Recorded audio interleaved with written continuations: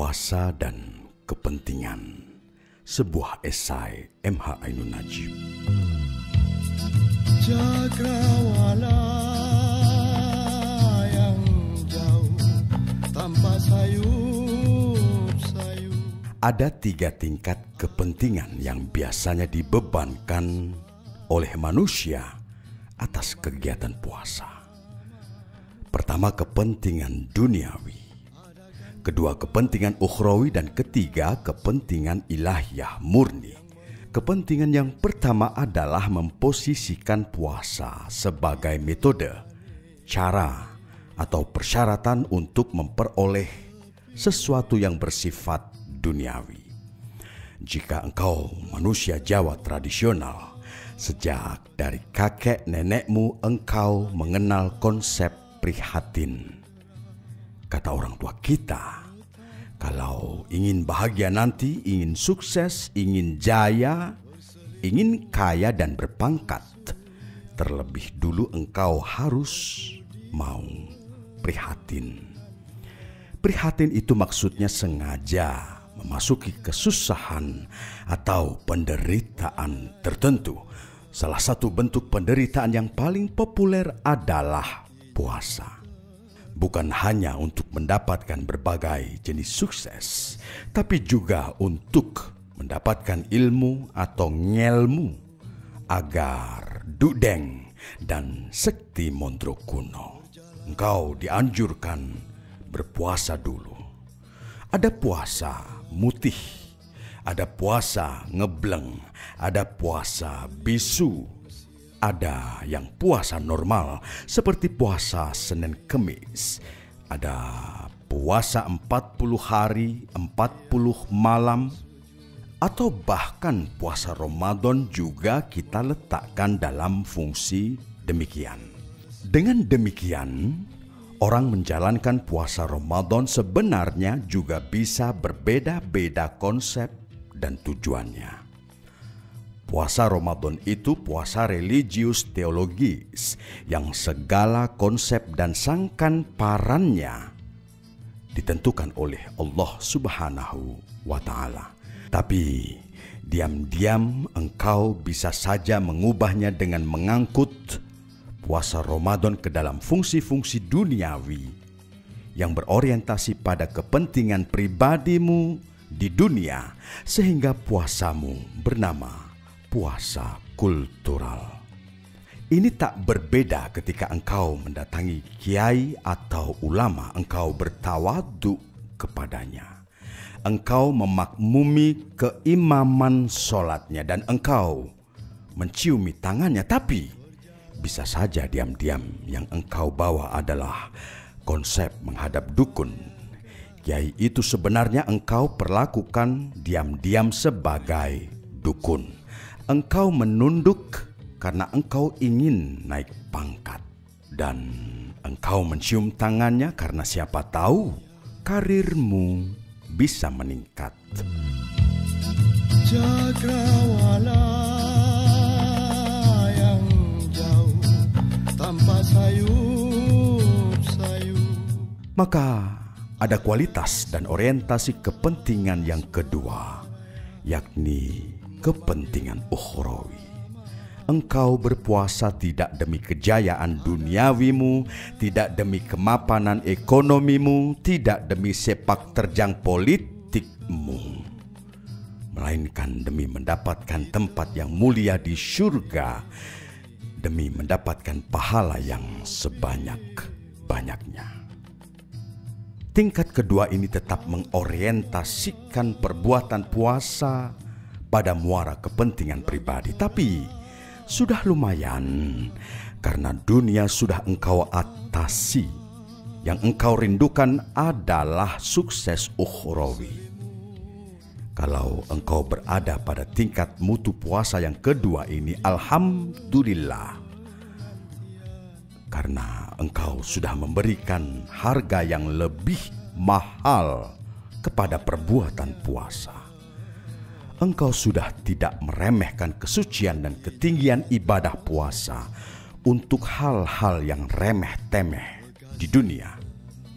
Namun Kalau engkau memang muslim yang berpasrah diri sepenuh-penuhnya kepada Allah dan merindukan kualitas takwa dan tauhid yang tertinggi, pamrih kepentingan ukhrawi pun engkau atasi.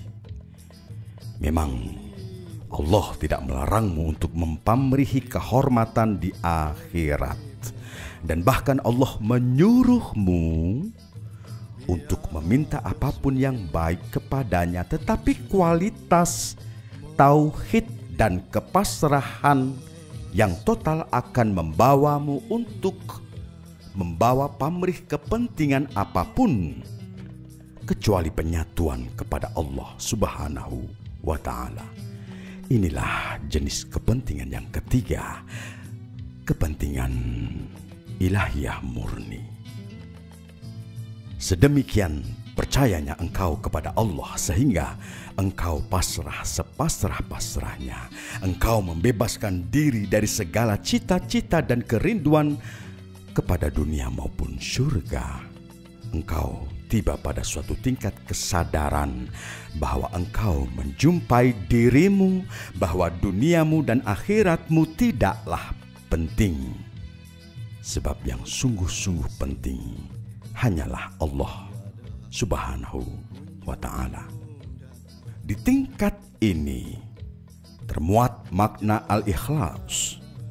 Katakan bahwa Allah itu satu, bahwa Allah itu satu-satunya dan sekaligus segala-galanya, yang di hadapannya engkau lebur dan lenyap.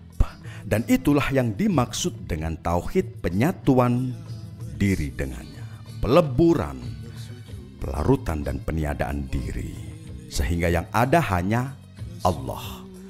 Engkau, dirimu itu tidak penting, kejayaanmu tidak penting, apalagi sekadar pangkat dan hartamu di dunia, karena hanya Allah satu-satunya yang penting bagimu.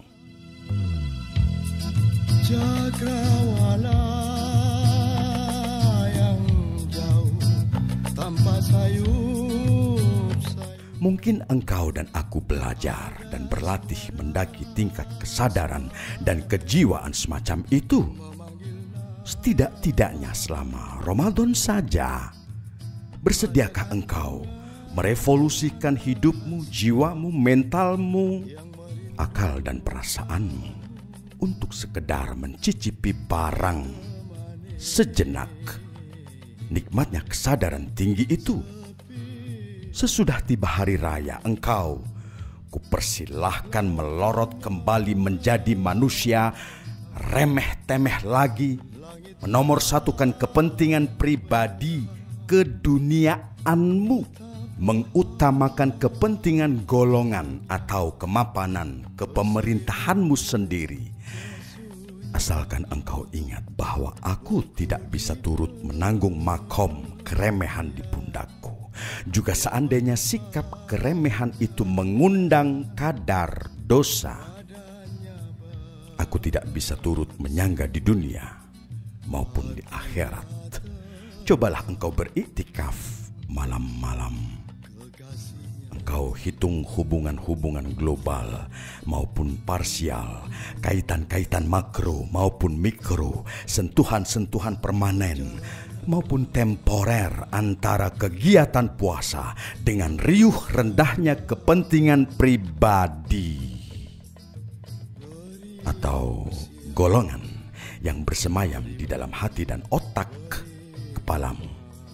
Mampukah tokoh yang semestinya bersifat mengatasi kepentingan-kepentingan subjektif diri dan golongannya sendiri, serta kepentingan subjektif di sekitarnya, mempuasai itu semua demi kepentingan yang lebih tinggi, yakni kepentingan kolektif, kepentingan bangsa secara menyeluruh, kepentingan kerakyatan dan kemanusiaan, dan kalau perlu kepentingan nilai ilahiyah yang seharusnya memang ia junjung tinggi sesuai dengan janji dan gayanya sehari-hari. Di bidang politik engkau berhak menolong golongan manapun, asalkan pertolonganmu itu berorientasi pada kepentingan seluruh bangsa. Engkau boleh membantu pihak manapun asalkan bantuan itu engkau efektifkan untuk kepentingan seluruh rakyat. Engkau bahkan dianjurkan untuk menolong dan membantu pihak manapun asalkan pertolongan dan bantuanmu bisa engkau temukan relevansi idealistiknya dengan nilai universal keilahian. Engkau wajib memberikan bantuan tidak saja terbatas pada parpol yang mana, bahkan kepada orang lain agama pun engkau wajib menolong pada konteks-konteks tertentu.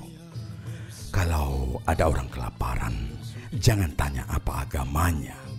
Langsung saja kasih dia makanan. Kalau ada orang kesepian, jangan tanya apa partainya.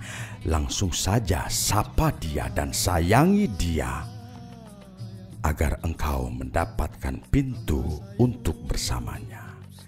Meningkatkan diri ke kepentingan yang lebih tinggi, yaitu tauhid ilahiyah. Adakan